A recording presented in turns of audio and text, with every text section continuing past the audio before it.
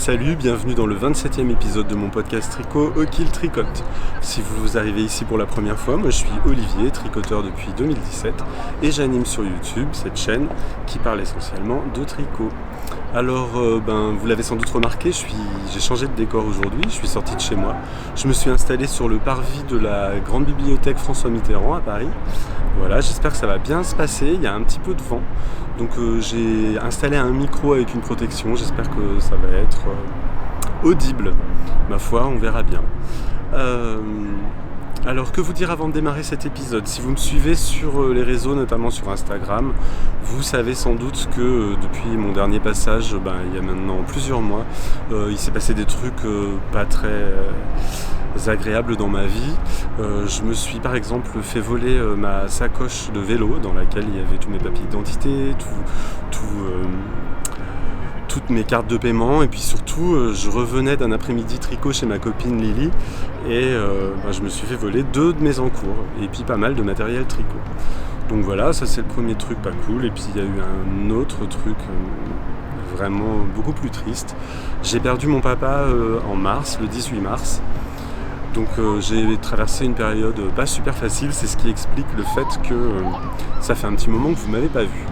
D'ailleurs, je souhaitais dédier cet épisode à Alain, mon papa. Certains d'entre vous l'ont peut-être déjà vu sur cette chaîne, parce qu'il y a quelques années, je lui avais tricoté un gilet, le gilet Marcel, que j'avais présenté ici. Je vous mets des photos en incrustation pour mémoire. Voilà, maintenant vous savez tout. On va pouvoir démarrer ce nouvel épisode. Vous pouvez vous installer confortablement, c'est parti.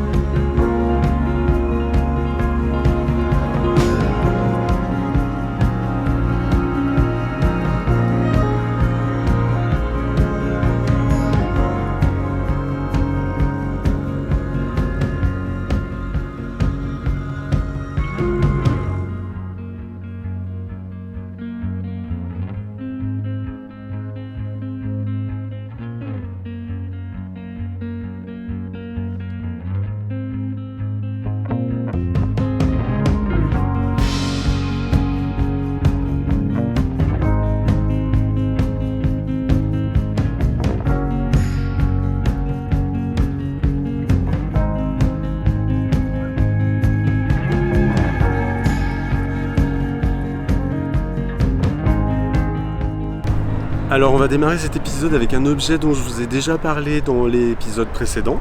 Il s'agit du châle Océan, le châle que ma mère, Mick Domoli sur les réseaux, m'avait tricoté pour Noël. Je vous le remontre pour mémoire. Donc ça c'est la version qu'elle m'a tricotée. Donc je suis pas capable de vous donner des détails quant à la laine, quant aux laines qu'elle a utilisées. Mais voilà, elle m'avait fait ce super châle que vous aviez vu et que vous aviez bien aimé. Et puis j'avais évoqué au moment de la première présentation le fait que ma mère allait possiblement sortir le patron parce qu'elle avait écrit les instructions au fur et à mesure du tricot. Et le patron, vous l'avez peut-être remarqué, est sorti depuis. En fait, elle l'a bien écrit, on l'a fait tester. Donc avec la même équipe de testeurs qui avait testé mon plaid kaolin. Merci à eux, merci à vous si vous me regardez. Donc cette super équipe de testeurs l'a testé, je l'ai testé moi-même. Donc bien sûr cette version je ne l'ai pas avec moi parce que en fait ma version de test, vu que ma mère m'avait offert sa version, je lui ai offert. Donc je ne peux pas vous la montrer maintenant, mais par contre je vais vous mettre des images en incrustation pour que vous la voyez. Donc voilà, je voulais vous en reparler rapidement pour vous dire que le patron était disponible sur Ravelry. Le patron est écrit en français bien sûr. Par contre, elle a utilisé les abréviations anglaises. Donc n'ayez pas peur parce que c'est un super moyen, si vous n'avez pas l'habitude de tricoter les patrons anglais, c'est un super moyen d'apprendre parce que vous avez toutes les explications en français et les abréviations qui sont utilisées dans les patrons anglais. Donc franchement, lancez-vous, ça va bien vous aider.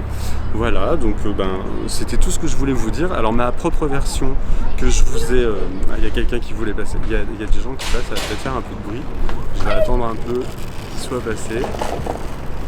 Donc, ma version que je vous présente en incrustation, je l'ai tricoté avec plusieurs laines. Alors il y a des laines de l'atelier teinture dans leur qualité délicatesse. C'est une super qualité qui est composée de 56% mérino, 44% mohair. Et les coloris que j'ai utilisés, c'est carbone et noisette. Voilà. J'ai ensuite utilisé de la laine de chez Manos del Uruguay en coloris, dans leur qualité Alegria, pardon. C'est une laine fingering composée de 75% mérino, 25% nylon, et le coloris c'est Speech and Kia. C'est un super joli écheveau que j'avais commandé chez Lanae Tricot à Grenoble. Voilà. Et enfin, le dernier coloris, c'est une laine de chez Triskelion dans sa qualité Sai Windsock, une laine composée de 100% coriédale, un fingering aussi, et le coloris c'est Weird. Voilà, vous savez tout, j'ai tricoté ce châle avec des aiguilles 3,75. Et voilà ce que je peux vous dire sur ma version de test. Donc un châle qui est assez simple à tricoter, il n'y a pas de difficulté majeure. Ce qu'il y a de bien, c'est que il est assez addictif parce qu'en fait, comme vous le voyez, il est composé de différentes sections avec différents points texturés. Et du coup, ça évite qu'on s'embête. Il n'y a pas de difficulté majeure.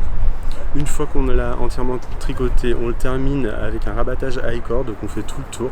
Alors je regarde par là-bas parce qu'il y a des gens qui passent et les gens sont assez étonnés de me voir présenter des trucs en tricot. En fait, je ne vous l'ai pas dit dans l'introduction, mais je me suis installé ici à l'extérieur aujourd'hui parce que en fait, on est le 11 juin et c'est la journée internationale du tricot. Et du coup, il y a plein de gens qui font plein de trucs pour cette journée. Moi, ce que je fais, c'est que je tourne un podcast en public.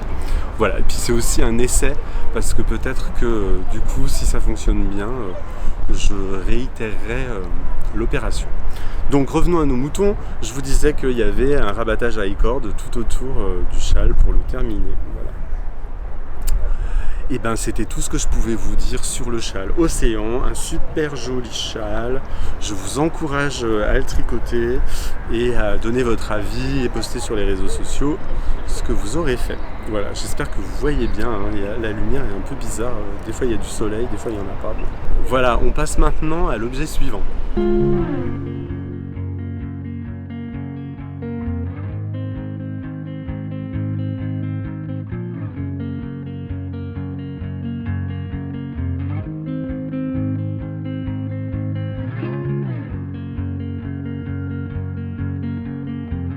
Alors je vous présente maintenant à nouveau un châle. Il s'agit du châle Sequoia de Bérengère Caillot, alias Lilophile, que vous connaissez certainement. Donc un châle triangulaire asymétrique que j'essaye de vous montrer. Il y a beaucoup de vent donc c'est compliqué, mais voilà. Un châle que j'ai tricoté avec de la laine de mon copain Didier au fil d'Orus dans sa qualité Luxor. Il s'agit d'un fingering composé de 75% mérino et 25% nylon. Voilà, dans les coloris Anubis. Alors le coloris Anubis, c'est le noir que vous voyez là. J'essaierai de faire des photos à part et puis de faire des incrustations parce que là j'ai l'impression qu'avec le soleil c'est pas terrible ce que vous voyez. Donc le coloris Anubis c'est pour le noir et le coloris le bal du pharaon pour ce super joli bleu, bleu, à majorité de bleu mais cette jolie couleur nuancée et variée que vous pouvez voir là. Voilà, donc un châle que j'ai pris beaucoup de plaisir à tricoter, qu'on commence par cette pointe. Voilà, il est composé de sections de points mousse alternés, où on alterne les deux coloris. Donc pour moi c'était le Luxor et le bal du pharaon. Et puis après on fait un jeu d'augmentation et puis on va alterner en faisant des bandes qu'on réalise avec des mailles glissées. Voilà, donc c'est toujours la même chose, c'est toujours une alternance de ce point avec les mailles glissées et une alternance du point mousse alterné. Et ce qui en fait un châle assez agréable à tricoter, très méditatif. Parce qu'en fait, il y a une espèce de musicalité qui s'installe. Et puis on apprend très vite en fait la gymnastique pour tricoter ce motif. Et du coup, ça le rend assez addictif. Voilà, donc ce que je pouvais vous dire sur ce patron, c'est que c'est un patron que j'ai trouvé extrêmement bien écrit. Honnêtement, il est en français et en anglais. Et puis les explications sont disponibles de deux manières. Soit les instructions sont entièrement écrites pour ceux qui préfèrent, soit il y a des diagrammes. Moi j'ai utilisé les diagrammes et franchement c'est parfait. Ça l'a rendu vraiment hyper agréable à tricoter. J'ai beaucoup aimé. Et puis alors il y a quelque chose qui est à noter, c'est donc il faut 2 écheveaux pour tricoter ce châle. Et les 2 écheveaux sont extrêmement bien optimisés parce que j'ai quasiment utilisé l'intégralité des 2 écheveaux. Je les ai pas pris là avec moi, mais il me reste 2 toutes petites boulettes. Il doit me rester 3 et 4 grammes de chaque écheveau. Donc franchement, c'est à noter parce que c'est vrai que c'est pas souvent le cas dans les patrons. C'est notamment le cas du châle océan que je vous ai présenté juste avant. En fait, il y a beaucoup de couleurs, mais on n'utilise pas l'intégralité des écheveaux. Donc oui, je ne vous l'ai pas dit, mais c'est un châle qui est pas mal à tricoter avec des restes, par exemple. Voilà. Donc on revient au Sequoia. Vraiment un super patron que je vous recommande. Pour moi, c'était la première fois que je tricotais un modèle de Bérengère et honnêtement, j'ai vraiment adoré. J'adore son univers, j'adore la plupart de ses modèles. Donc c'était le premier, mais ça sera sûrement pas le dernier. Voilà, donc je recule pour vous le montrer. Pareil, je vais incruster des photos et voilà, un super modèle que je ne peux que vous recommander. Et maintenant, on va pouvoir passer à l'objet suivant. Il y a des gens qui arrivent là, juste à côté.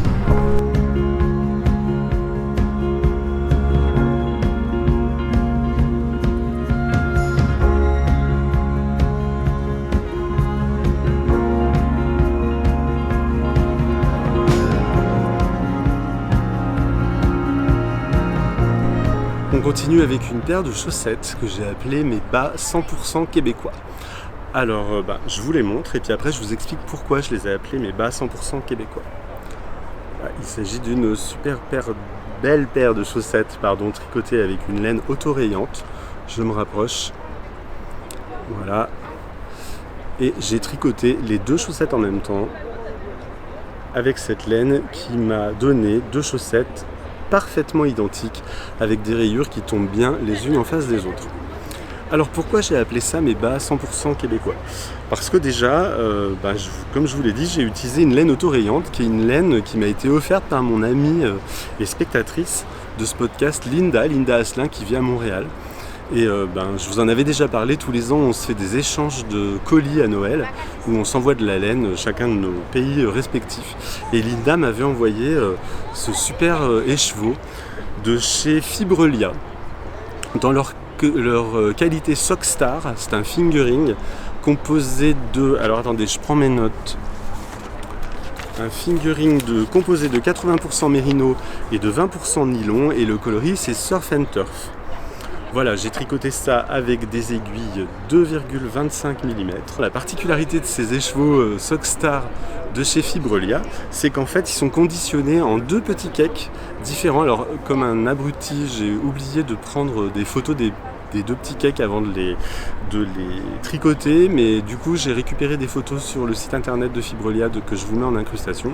Donc, ils sont conditionnés en 2 petits cakes dont le début de chaque fil est maintenu par une petite cartelette et en fait grâce à ça vous permet de démarrer exactement au bon endroit pour avoir vos 2 chaussettes strictement identiques comme c'est le cas de ce que je vous ai montré ici. Voilà, donc pour faire ces chaussettes, j'ai utilisé c'était la première fois pour moi que je tricotais les 2 chaussettes en même temps. Et vous savez, moi j'affectionne particulièrement les mini aiguilles Chiaogu 13 cm et je tricote toujours mes chaussettes avec ça. Donc là, j'ai voulu tricoter les 2 chaussettes en même temps et donc pour ce faire, j'ai utilisé les tutoriels de Guy Charbonneau, le gars qui tricote, que vous connaissez peut-être. Si vous ne connaissez pas, je vous invite à aller voir ses vidéos, ses tutos, ils sont vraiment super. Je vous mets toutes les indications dans la zone de description comme d'habitude. Donc j'ai utilisé les tutos de Guy Charbonneau qui est lui-même québécois. Voilà. Et puis dans ces tutos, donc il explique comment tricoter l'intégralité de la chaussette, mais par contre le rabattage qu'il expliquait, j'avais pas envie de faire celui-là, j'avais envie de faire un rabattage tubulaire parce que comme vous voyez, j'ai terminé mes chaussettes par des côtes 1-1. Et du coup, je suis allé chercher un tuto pour faire un rabattage tubulaire et je suis tombé sur le tuto de Clo Tricot, qui est elle-même québécoise. D'où le nom de ces chaussettes, les bas 100% québécois. Pourquoi les bas? Pour ceux qui ne savent pas, c'est parce qu'au Québec, on ne dit pas chaussettes pour cet objet, mais on dit bas. Voilà.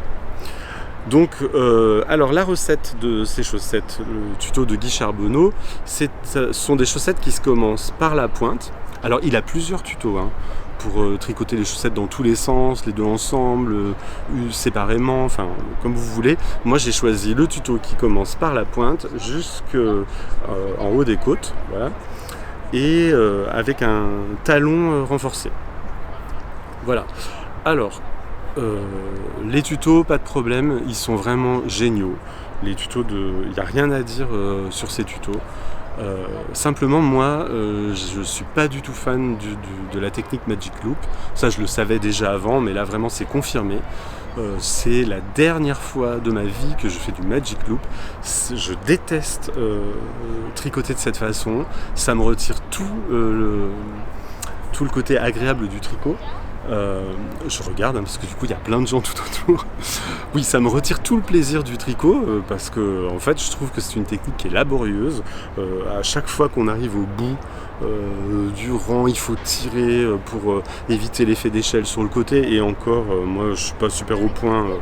Voilà, on le voit pas trop bien, mais je vais essayer de vous trouver un endroit. Bah voilà, là on le voit sur les côtes, vous voyez. Là j'ai vraiment pas assuré. On voit un effet, c'est à la jointure en fait. Donc moi vraiment j'aime pas du tout faire ça.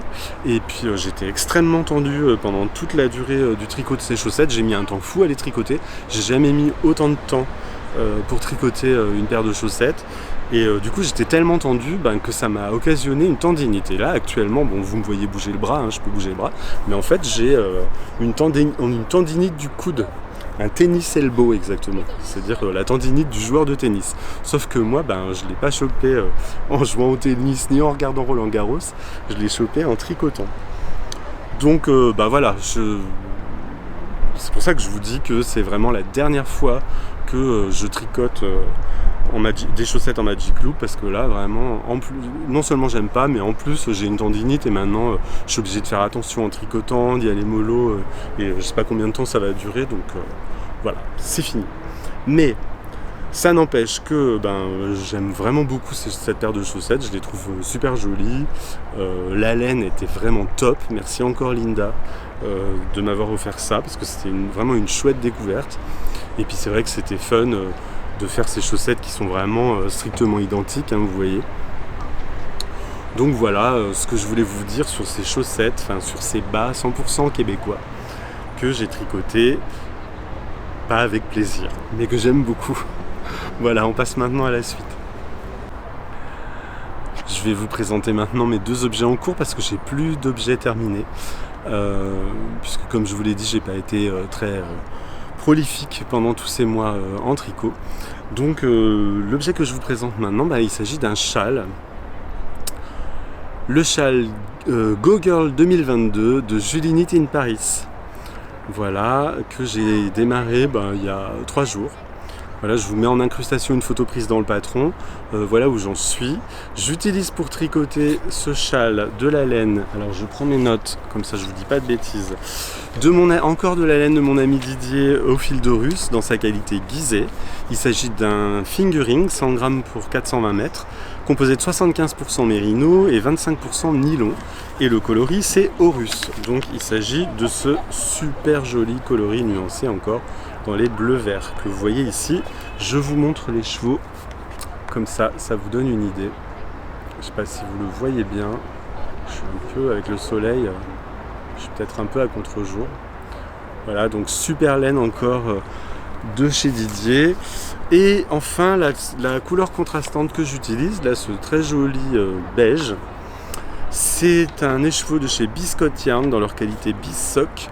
Un fingering 100 grammes pour 398 mètres, composé de 85% mérino et 15% nylon. Et le coloris, c'est biscuit. Alors je parle de coloris, vous devez vous dire, mais c'est pas un coloris, on dirait une laine non teinte. Et si, elle est teinte en fait. Alors peut-être vous n'allez pas bien le voir là avec le soleil, mais en fait elle est légèrement teinte.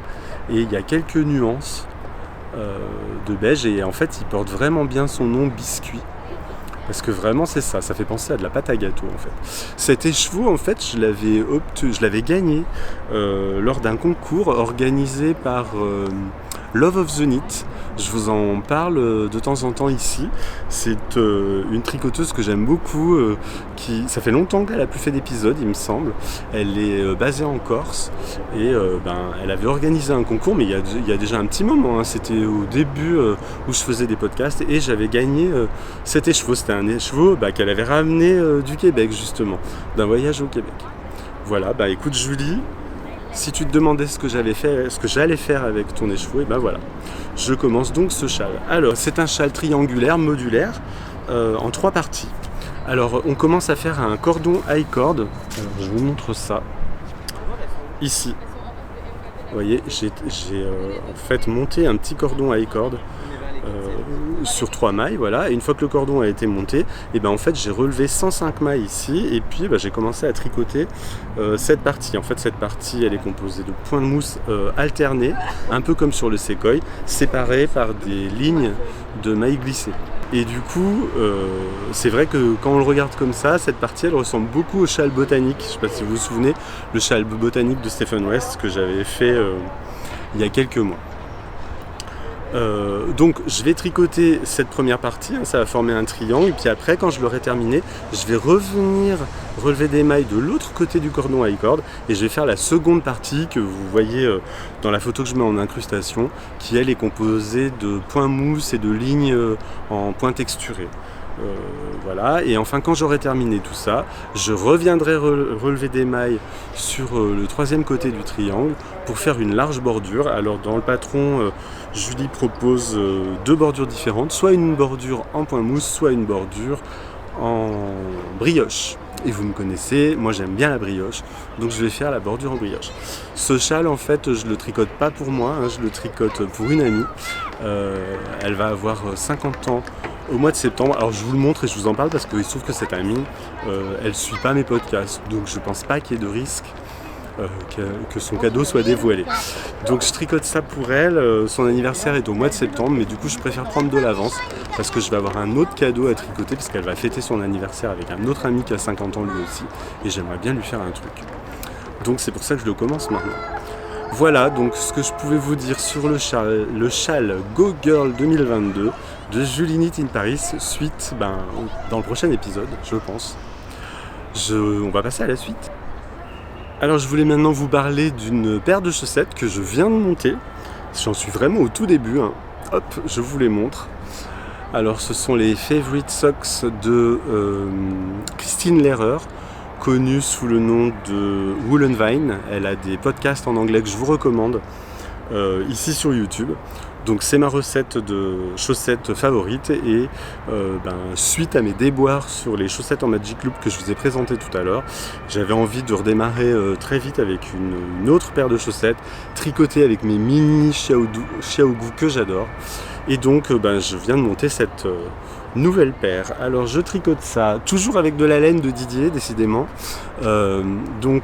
toujours de la Gizeh Sock de chez Didier au fil d'Horus. Alors cette fois-ci c'est sa Gizeh laine de campagne, c'est-à-dire que elle est, je prends mes petites notes comme ça je dis pas n'importe quoi, elle est donc composée de 80% de laine de campagne, 20% nylon, et le coloris, ce très beau vert nuancé, c'est le coloris Wadj. Je vous montre de près, là il y a moins de soleil et on voit mieux, en fait c'est mieux quand il n'y a pas trop de soleil, hein. Voilà, donc c'est le coloris Wadj. Et voilà, j'adore, j'ai juste commencé à monter les côtes. C'est drôle parce qu'en fait, là sur Sparvie, il se passe plein de trucs, il y a des jeunes qui s'entraînent à danser, il y a d'autres gens comme moi qui sont en train de se filmer. Et là, il y a un jeune homme qui est ici et qui est en train de filmer, et il était en train de me filmer en train de filmer. Je viens de voir ça, regardez, je tourne la caméra et je vous montre. C'est le jeune homme là qui est là derrière avec sa caméra. Et il vient de me filmer. Voilà, je sais pas ce qu'il va faire, j'irai peut-être lui demander tout à l'heure. Et puis oui, je vous ai pas dit, mais le bâtiment là que vous voyez derrière moi, il s'agit de Bercy. Bercy, le ministère des Finances, c'est là que vous payez vos impôts, tous vos impôts, c'est là-bas que ça va. Voilà. Donc je vous montrerai bien sûr des images en incrustation de tout le quartier avec la grande bibliothèque, je les mettrai en incrustation pour que vous voyez un peu l'endroit. Donc, du coup, je sais plus ce que j'étais en train de dire. Oui, je venais de finir de vous parler de ces chaussettes que je viens de commencer, les Favorite Socks de Christine Lehrer, alias Bullenwein. On va passer maintenant à la section blabla. Dans le blabla, cette fois-ci, j'avais envie de vous parler du trail tricot, le fameux trail tricot organisé par Cécile que font mes mains et son mari Tricot Chou. Donc le trail tricot, c'est dans une semaine précisément. Aujourd'hui on est le 11, donc ça sera le samedi 18. Et puis ça sera la deuxième fois pour moi où je vais participer à cet événement. Alors je pense que la plupart d'entre vous, vous avez entendu parler du trail tricot et vous savez de quoi il s'agit. Et pour ceux qui ne savent pas, en fait, pour faire vite, Tricot Chou, le mari de Cécile, fait des trails où il court pendant 20 heures d'affilée. Et il y a quelques années, Cécile a eu l'idée de faire le pendant de ces trails au tricot, c'est-à-dire d'organiser des journées où elle invite des gens qui vont tricoter pendant toute une journée complète. Voilà, donc c'est un événement qui se passe près de chez eux, dans le Poitou, à Ambert. J'ai la chance cette année, de pouvoir y participer à nouveau. Je suis super impatient d'être à samedi parce que la dernière fois j'avais adoré. Je vous mets en incrustation une photo, une chouette photo que j'avais prise la dernière fois où on voit Cécile qui est vraiment solaire sur cette photo avec tous les gens qui sont derrière elle et je trouve que ça résume parfaitement l'ambiance de ces fameux trails tricot. Voilà, donc si vous n'avez jamais entendu parler de cet événement, vous pouvez aller vous renseigner, mais c'est pas la peine de tenter d'essayer d'y aller. En fait, c'est un événement qui est payant et les places sont limitées, c'est limité à 120 personnes et en fait c'est complet depuis bien longtemps. À chaque fois que Cécile met les places en vente,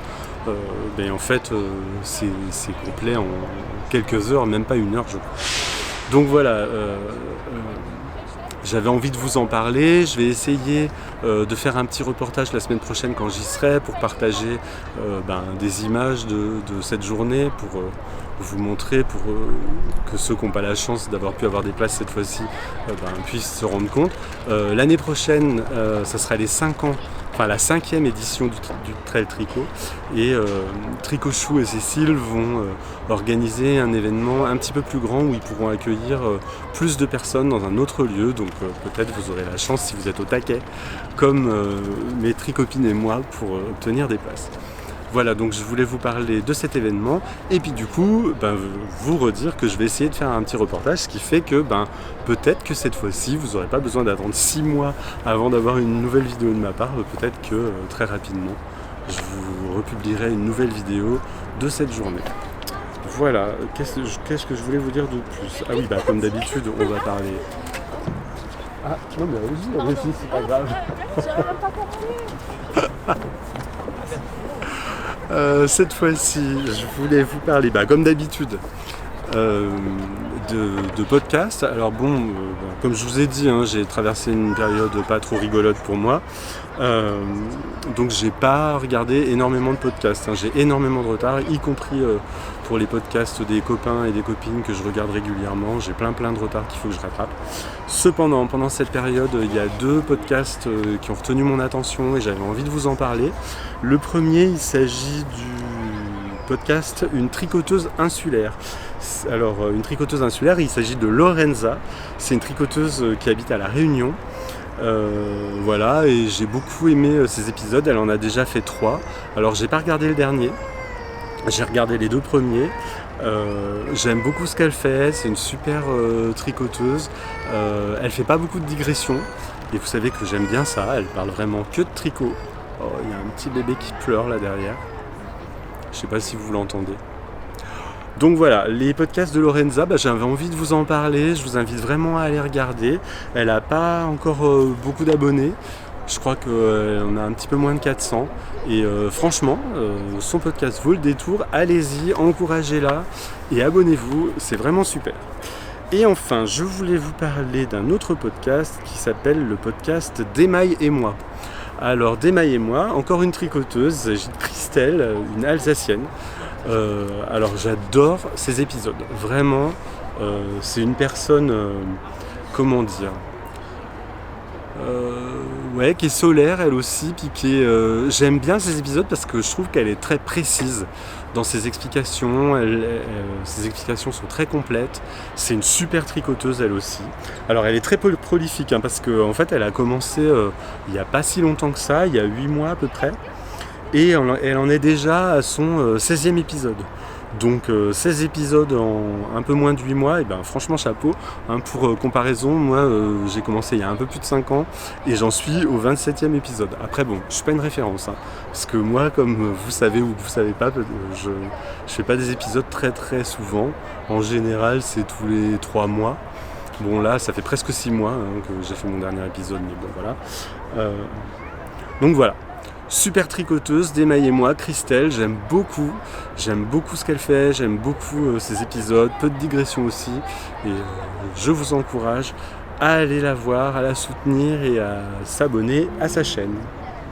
Voilà, et ben j'ai pas grand chose de plus à vous dire cette fois-ci, ça va être un podcast relativement rapide, parce que pas grand chose à vous montrer, mais j'avais envie de le faire.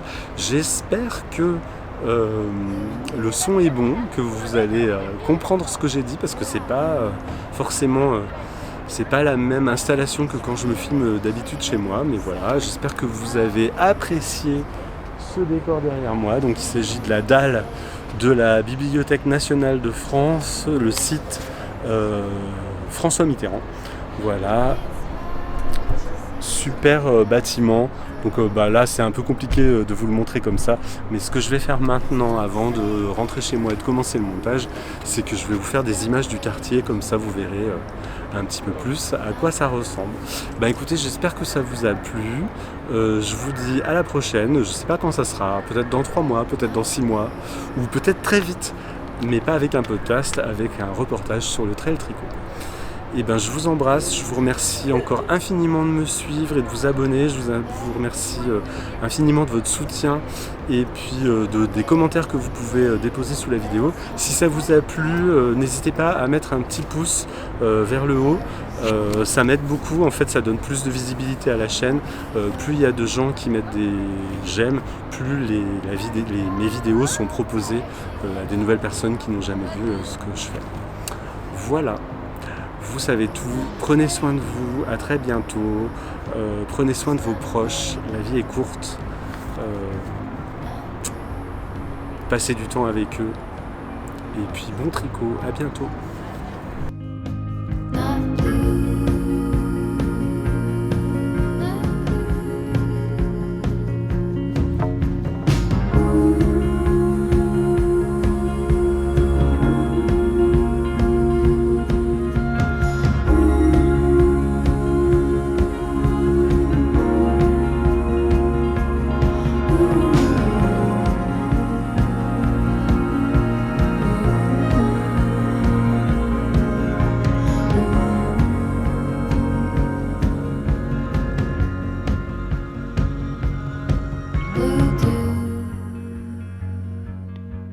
Blue moon,